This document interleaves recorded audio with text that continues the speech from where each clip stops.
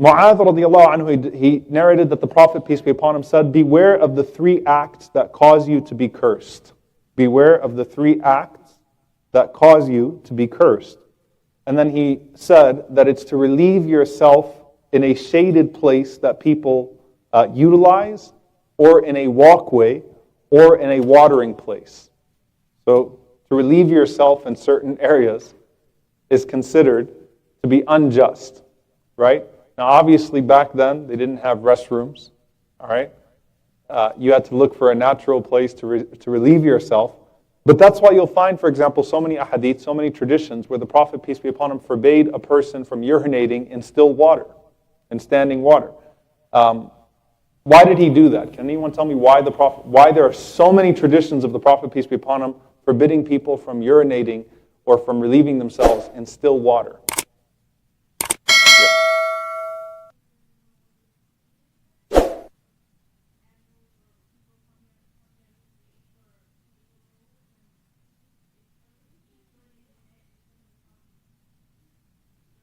So the main reason is contamination. The Prophet, peace be upon him, was talking about unnecessary contamination. So think about, so how do I relate a hadith about relieving yourself in still water with my own current context?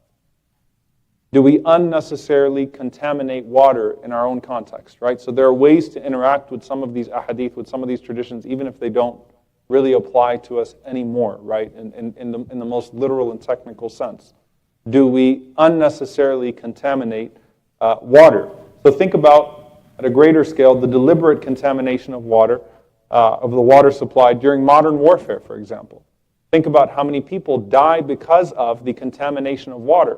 So when the Prophet, peace be upon him, says that a person is cursed when they relieve themselves in still water, it's not him exaggerating. It's not being unnecessarily harsh. It's to stop people from literally contaminating that which is a source of life for other people.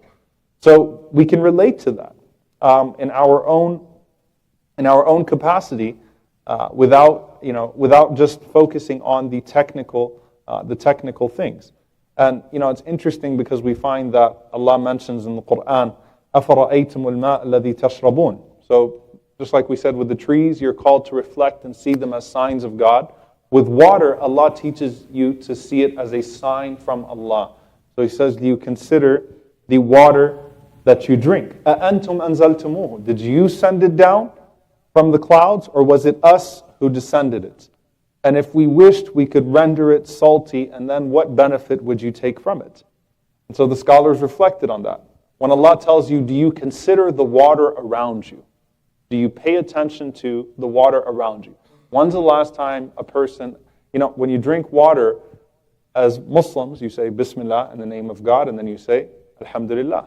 You thank Allah every time you take a sip of water. The sunnah is literally, the tradition is literally, every time you take a sip, you thank Allah for that sip of water. So it's not even a beginning and an end. The Prophet, peace be upon him, would say Bismillah.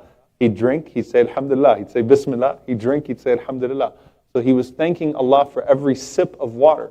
So when Allah says, are you paying attention to the water that is descending upon you? That blessing that you take for granted. I was just in California and I was just reflecting on some of the areas where the trees used to be a lot greener and fuller, but obviously because of the drought, they suffered. How many people would really take a moment to think about that in normal circumstances until a drought takes place, and then you realize the blessing of water, the blessing of rain? I'm from Louisiana. We didn't like rain too much. It kept on. We had to be aware of the rain because it kept on falling on us all the time. But Ibn Umar, may Allah be pleased with them, when he used to read that verse, he used to think about the scarcity of water on Yawm al-Qiyamah.